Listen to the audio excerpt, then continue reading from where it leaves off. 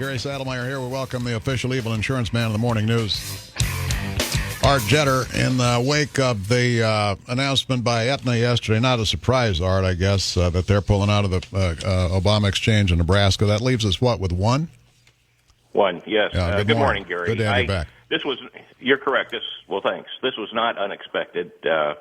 In fact, last year when they decided to stay in Nebraska was somewhat a surprise. Okay, so in light of that, I guess it's just more evidence, if anybody needed it, that the Obamacare model was unsustainable. What do you think of what the House passed last week with this new health care plan? Well, I've read a number of reports about what it's going to do that's both positive and negative.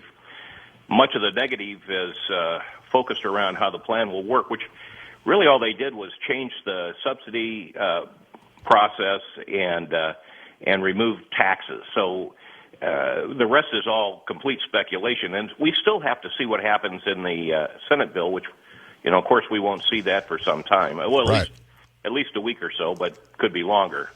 Well, although it's essential that they speed this process up because insurance companies, if they all re-enter the marketplace, well, a lot of them went out of business, but if they all re-enter if a number re-enter the marketplace, they have to have time to prepare for 2018.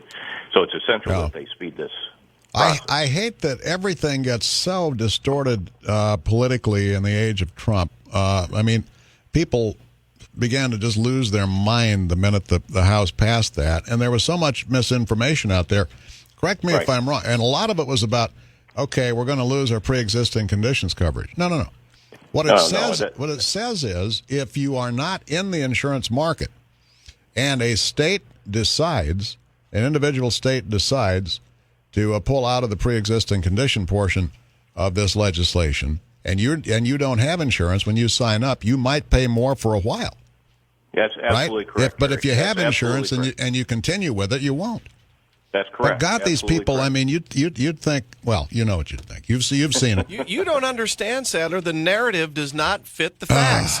Facts become extremely stubborn if your narrative They're intractable, Rosie. If your narrative is this is bad, Trump is bad, he's Rosemary's baby, and people like Art Jetter ought to be whipped and stoned. And by the way, I'm not saying he was a successful insurance guy, then all of those facts get in the way. Yeah, I'm not saying, incidentally, that this is the greatest thing since sliced bread, because I don't know. But I would at least like to see the facts that do exist expressed.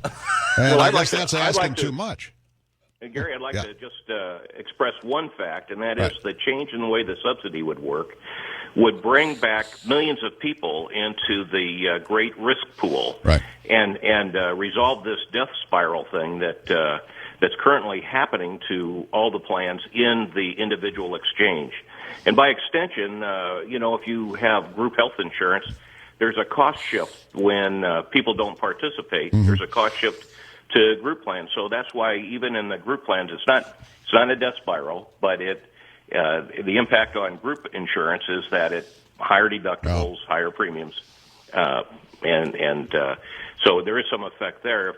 If you were to allow a significant subsidy, as the House bill does, up to $14,000 to help a family buy health insurance, if they make up to they could make up to $150,000 and get $14,000 in subsidy. Right. They could take that $14,000 out and buy whatever plan that was available to them at the time, and there will be. All right, this may be an obvious question, but I guess because we are blessed to have good coverage here through our employer, which most people do, I guess, the question hadn't occurred to me before. If a state is left without any carrier in the Obamacare plan, and Obamacare remains in place for some reason, what does that person do when it's time to enroll?